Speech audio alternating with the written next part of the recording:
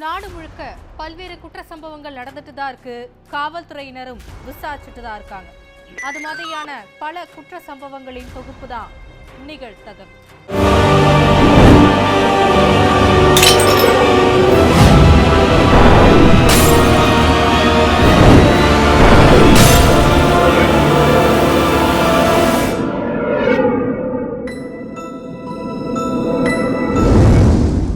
என்னை விட்டு நீ எங்கேயும் போக முடியாது, எனக்கில்லாத நீ இனிமே உயிரோடு இருக்கக்கூடாதுன்னு சொல்லி 4 வயது மகன் கண்முன்னே தாய் மீது மண்ணெண்ணெய் ஊற்றி கொளுத்திய பயங்கரம்.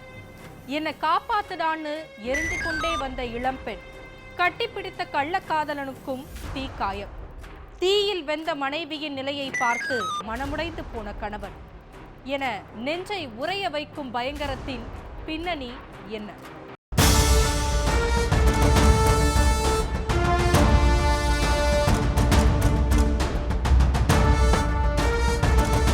நைட்டு 11 மணி இருக்கும். எல்லாரும் தூங்கிட்டு இருக்காங்க. ஊரே சத்தமில்லாம அமைதியா இருக்கும் போது ஒரு வீட்டோட மதில் சுவர் மேல ஏறி குதிச்சு ஒருத்த மட்டும் உள்ள போறான். கொஞ்ச நேரத்துல வீட்டுல இருந்த பெண் தீப்பத்தி எரிஞ்சுக்கிட்டே ஐயோ என்ன காப்பாத்துங்கன்னு காதறாங்க. தன் கண்முன்னே தாய் எரிகிறத பார்த்த 4 வயது குழந்தையும் அலறி கத்துற சத்தம் அந்த இரவோடு அமைதிய கொள்ளச்சது. ஈரோடு மாவட்டம் பாரதி நகரைச் சேர்ந்தவங்க வினோதினி. இவங்களுக்கும் திருப்பூரைச் சேர்ந்த சூர்யா என்பவருக்கும் கடந்த சில ஆண்டுகளுக்கு முன்பு கல்யாணம் நடக்குது. கூலி வேலை செஞ்சுட்டு வந்த சூர்யாவுக்கும் வினோதினிக்கும் ஒரு ஆண் குழந்தை பிறக்குது. குழந்தைக்கு 4 வயசு இருக்கும் போது இருவருக்கும் அடிக்கடி சண்டை வந்திருக்கு. அப்படித்தான் ஒரு நாள் கணவர்கிட்ட சண்டை போட்ட வினோதினி குழந்தைய தூக்கிட்டு பாரதி நகர்ல இருக்கிற தன் அம்மா வீட்டுக்கு வந்துடுறாங்க.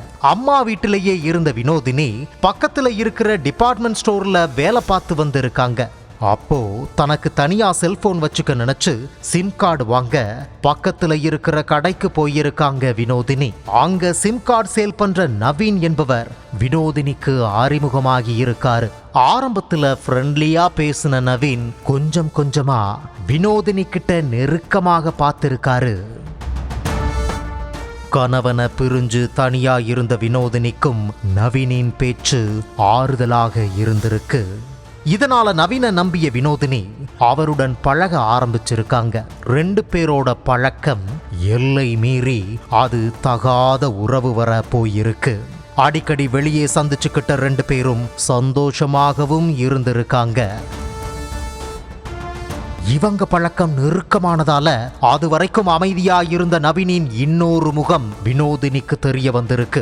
எதுக்கெடுத்தாலும் கோவப்படுறது, அதட்டுறது, மிரட்டுறதுன்னு மூர்க்கத்தனமா நவீன் நடந்திருக்கான். ஒரு கட்டத்துல நவீனின் நடவடிக்கைகள் வினோதினிக்கு எரிச்சல தந்ததா சொல்லப்படுது. இதனால நவீன் கிட்ட பேசுறத கொஞ்சம் கொஞ்சமா வினோதினி தவிர்த்து வந்திருக்காங்க. முன்ன போல தன்கிட்ட வினோதினி பேசுவதில்லைன்னு நினைச்ச நவீன் அடிக்கடி அவரை சந்திச்சு பேசும்படியும் கூட வரும்படியும் தொந்தரவு கொடுத்திருக்காரு. ஆனாலும் அவரை பார்க்கிறதையே வினோதினி தவிர்த்து வந்திருக்காங்க. தன்னை வினோதினி ஒதுக்குவதை பார்த்த நவீன் உச்சக்கட்ட கோபத்துக்கு போயிருக்கான். சம்பவம் நடந்த அன்னைக்கு நைட்டு வினோதினி தன்னோட குழந்தை கூட படுத்து தூங்கிட்டு இருந்திருக்காங்க. அப்ப நைட்டு 11 மணிக்கு யாருக்குமே தெரியாம சுவர் ஏறி குதிச்சு உள்ள போன நவீன் வினோதினியை எழுப்பி தன்கிட்ட பேசும்படி வற்புறுத்தினதா சொல்லப்படுது. அப்போ நவீனை பார்த்து இனிமே என்ன தொந்தரவு செய்யாதன்னு திட்டி இருக்காங்க. வினோதினி சொன்னதை கேட்டு கோபமான நவீன் அங்க வீட்டுல இருந்த மண்ணெண்ணெயை எடுத்து என் கூட பேசாத நீ உயிரோட இருக்க கூடாதுன்னு சொல்லி வினோதினி மேல ஊத்தி தீய பத்த வச்சிருக்கான். உடம்பு முழுக்க தீப்பத்தி எரிஞ்சதால அலறி துடிச்ச வினோதினி தனக்கு எதிரே இருந்த நவீனை பார்த்து காப்பாத்துன்னு சொல்லி அவரை கட்டிப்பிடிக்க ஓடி இருக்காங்க. அப்போ நவீனுக்கும் கை முகத்துல தீக்காயம் ஏற்பட்டு இருக்கு. தன்னோட தாய் தீப்பற்றி எரிவதை பார்த்த 4 வயசு குழந்தையும் பயத்துல அலறி கத்தி இருக்கு. இந்த சத்தம் கேட்டு வீட்டுல இருந்த வினோதினியின் அம்மாவும் அக்கம் பக்கத்து வீட்டுக்காரங்களும் ஓடி வந்து பார்த்திருக்காங்க. அதுக்குள்ள வினோதினி 90% தீக்காயம் ஏற்பட்டு உயிரிழந்திருக்காங்க. கை முகத்துல தீக்காயம் ஏற்பட்ட நவீனுக்கு சிகிச்சை அளிக்கப்பட்டு வருது. அவன் மேல கொலை வழக்கு பதிவு செஞ்ச போலீசார் விசாரணை நடத்திட்டு வர்றாங்க. மகன் உறவில் இருந்த இளைஞருடன் தகாத உறவில் இருந்த பெண். ஆண்களின் பழக்கம் எல்லை மீறி போனதால் மனைவியை கண்டித்த கணவனுக்கு நள்ளிரவில் காத்திருந்த அதிர்ச்சி. என் கணவர் தூங்கிட்டாரு, சீக்கிரம் வந்தா அவர் கதையை முடிச்சிடலாம்னு கள்ளக்காதலனை அழைத்த மனைவி. நள்ளிரவில் ஊரையே அலறவிட்ட பெண்ணை காதலனுடன் சேர்ந்து போலீசார் தட்டி தூக்கியது எப்படி?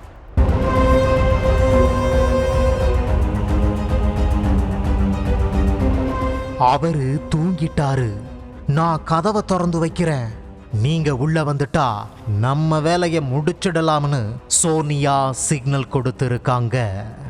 அடுத்த கொஞ்ச நேரத்துல வீட்டுக்குள்ள புகுந்த 2 பேர் தூங்கிட்டு இருந்த சக்திவேல் கழுத்தை நெரிச்சு கொலை பண்ண பார்த்ததும், ஐயோ என்ன கொல்றாங்க காப்பாத்துங்கன்னு சக்திவேல் கத்தி இருக்காரு.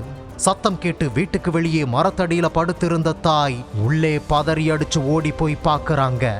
அதுக்குள்ள சக்திவேலை அப்படியே விட்டுட்டு அந்த 2 பேர் கூட சேர்ந்து சோனியாவும் ஓடி இருக்காங்க.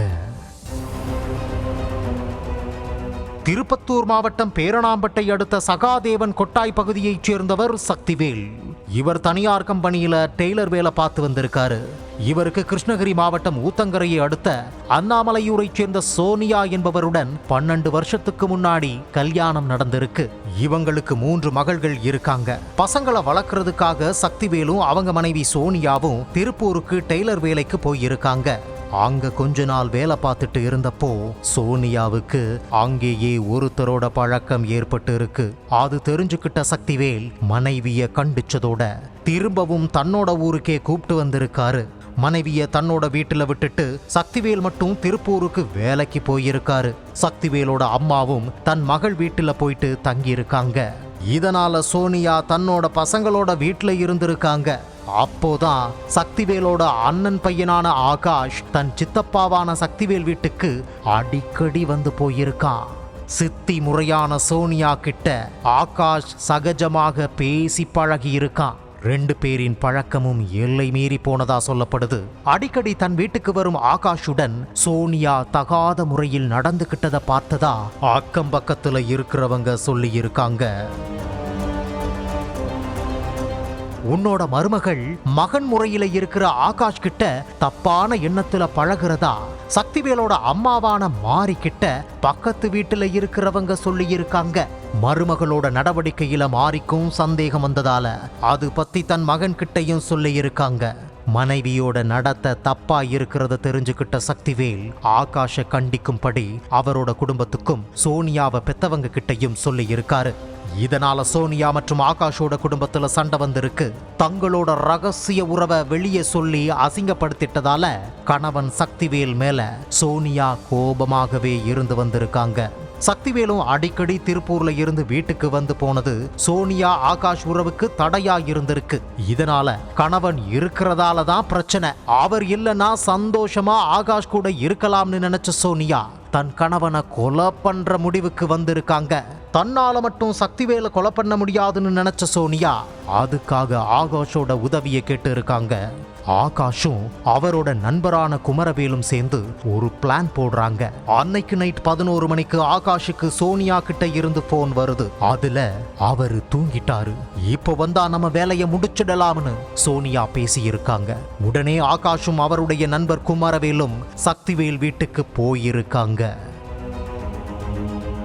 வீட்டுக்கதவை தாளிடாமல் வச்சதால இருவரும் வீட்டுக்குள்ள சத்தமே வராம போனதுடன் சோனியா கதவை சாத்திடுறாங்க. தூங்கிக் கொண்டிருந்த சக்திவேலின் கைய குமரவேல் பிடிச்சுக்க, காலை சோனியா பிடிச்சுக்க, அவருடைய முகத்துல தலையணைய வச்சு ஆகாஷ் அழுத்தி இருக்கான். இதுல மூச்சு திணறிய சக்திவேல் அவங்கள தள்ளி விட்டுட்டு தன்னை கொலை பண்றதா கத்தி இருக்காரு. அதுக்குள்ள சத்தம் கேட்டு வெளியே படுத்திருந்த சக்திவேலின் தாய் மாறி உள்ளே ஓடி பார்க்கறாங்க.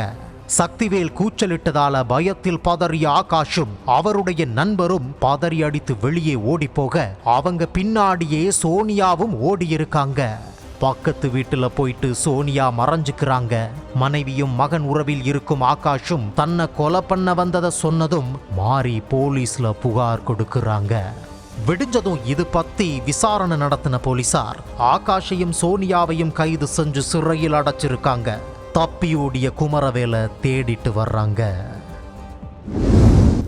ஒன்னத்துக்கும் வக்கில்லாதவளை கல்யாணம் பண்ணிக்கிட்டான், என் மகன் போலீஸ் அவனுக்கு பெரிய பணக்கார பொண்ணுங்க கல்யாணம் பண்ண வந்தாங்கன்னு சொல்லி கொடுமைப்படுத்திய மாமியார் மற்றும் மைத்துனர். ஆண்மை குறைவு இருக்கும் நிலையில் மனைவி எப்படி கர்ப்பமானான்னு நடத்தையில் சந்தேகப்பட்ட ஊர்காவல் படை வீரரின் வெறிச்செயல். 5 மாத கர்ப்பிணி மனைவியை பிணமாக்கிய கொடூரத்தின் உண்மை என்ன? எப்பப்பட்டாலும் அடிக்கிறாங்க. அடிச்சு அனுப்பிதான் இந்த நிலைமை ஆயிடுச்சு. ஒன்றுமே இல்லாத நாய், வக்கத்து நாயே, நீ எதுக்கு நாயை நீங்க என் பிள்ளைய கல்யாணம் பண்ணியிருந்தேன்? நான் வேற யாருந்தா கல்யாணம் பண்ணியிருந்தேன்னா? என் பிள்ளை போலீஸ் வேலையில் இருக்கான், நீ இது என்ன இருக்குது? கவர்மெண்ட் வேலையில் இருக்கிற பையன் தனியார் கம்பெனியில் வேலை செய்கிற வக்கத்து நாய், நீ எப்படி கல்யாணம் பண்ணிடுவ? உன் அப்பா வீட்டில் சொத்துக்குது இல்லை, அந்த சொத்தை விற்று எடுத்து வந்து நகை போட்டுக்குவான். கூட பிறந்த தங்கச்சியை பறிகொடுத்த அண்ணனும் பெத்த மகளை பொணமாக பார்த்த தாயின் கதறலும் தான் இவை.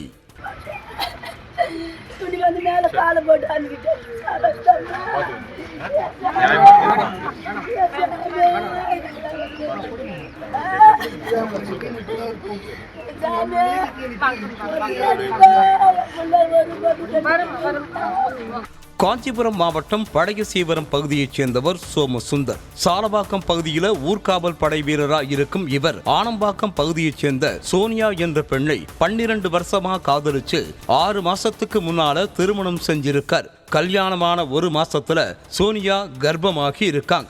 என்னதான் 12 வருஷமா காதலிச்சு கல்யாணம் பண்ணிக்கிட்டாலும் அடிக்கடி கணவன் மனைவிக்குள்ள சண்டை வந்திருக்கு. இது பத்தாதுன்னு என் மகன் போலீஸ்காரன் அவனுக்கு பெரிய இடத்துல இருந்தெல்லாம் வரன் வந்துச்சு, அதையெல்லாம் விட்டுட்டு ஒன்னத்துக்கும் வக்கில்லாத இவளை கல்யாணம் பண்ணிக்கிட்டான்னு வார்த்தைகளாட குத்தி காட்டி வன்மத்தை கக்கி இருக்காங்க மாமியார் மஞ்சுளாவும் மைத்துனரான லோகராஜ். தினமும் மாமியார் மைத்துனர் மற்றும் கணவனோட கொடுமைகளை அனுபவிச்ச சோனியா இதை எதையுமே தன்னோட அம்மா வீட்டுல சொல்லாம மறைச்சிருக்காங்க. இதுக்கடையில சோனியா கர்ப்பமாகி 5 மாசம் ஆனதால சீமந்த பேச்சும் அடிபட்டு இருக்கு. சீமந்தத்திற்கு 50 சவரன் நகை போட்டாதான் வெளியே போயிட்டு வர உன் தம்பிக்கிட்ட கார் வாங்கித்தானும் சொந்த வீட்டுல இருக்க வீடு கட்டணும், அதுக்காக 30,000 செங்கரை உங்க வீட்டுல வாங்கித்தர சொல்லுன்னு கேட்டு மனைவி சோனியாவை சோமசுந்தரம் கொடுமைப்படுத்தி இருக்கான். இந்த பிரச்சனை நடந்துட்டு இருக்கும் போதே தன்னோட தம்பிக்கிட்டையும் தாய்கிட்டையும் பேசின சோனியா மாமியார் வீட்டுல வரதட்சணை கேட்டு தனக்கு நடக்கும் கொடுமைகளை சொல்லி அழுதுருக்காங்க. குழந்தை பிறந்தா அதெல்லாம் சரியாகுன்னு அவங்களும் சொல்லி இருக்காங்க. இந்த நிலையில தான் சம்பவம் நடந்த அன்னைக்கு இரவு சோமசுந்தரத்துக்கும் சோனியாவுக்கும் வாக்குவாதம் ஏற்பட்டிருக்கு. அப்போ கோபமான சோமசுந்தரம் சோனியாவை கழுத்த நெரிச்சு கொலை பண்ணதா சொல்லப்படுது. சோனியா மூச்சு பேச்சு இல்லாம ஆனதும் பதறிய சோமசுந்தரமும் அவரது குடும்பத்தாரும் உடனே ஹாஸ்பிட்டலுக்கு தூக்கி சென்று அங்கு உடலை வச்சதோடு தலைமறைவாகி இருக்காங்க. தகவலறிஞ்சு மருத்துவமனைக்கு வந்த சோனியாவின் உறவினர்கள் கர்ப்பிணி பெண்ணோட மரணத்துக்கு நீதி கேட்டு சாலையில் அமர்ந்து போராட்டத்தில் ஈடுபட்டாங்க. அப்போ விசாரணைக்கு வந்த கோட்டாட்சியரிடம் பேசிய சோனியாவின் சகோதரர் வரதட்சணை கேட்டு தன்னோட தங்கச்சியை கொடுமைப்படுத்தியதாக கூறியதோடு பிணமாக கிடக்கும் சோனியாவுக்கு நீதி வேணும் என கதறி அழுதார்.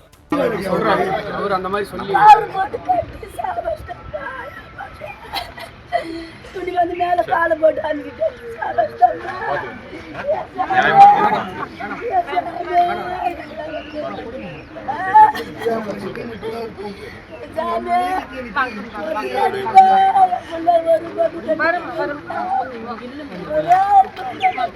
இதுக்கிடையே நடந்த போலீசாரோட முதற்கட்ட விசாரணையில கல்யாணத்துக்கு முன்னாடியே சோமசுந்தரத்துக்கு உடல்நல பிரச்சனை இருப்பதாகவும் அதனால குழந்தை பிறக்குமானு சந்தேகம் இருப்பதாகவும் சோனியா கிட்ட சொல்லித்தான் கல்யாணம் செஞ்சுக்கிட்டாரு என்றும், ஆனால் ஒரே மாதத்தில் சோனியா கர்ப்பமானதால மனைவியோட நடத்தையில சோமசுந்தரம் சந்தேகப்பட்டதாகவும் சொல்லப்படுது.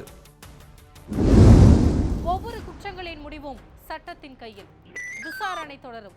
பார்க்கலாம் அடுத்த நிகழ்தகவில்.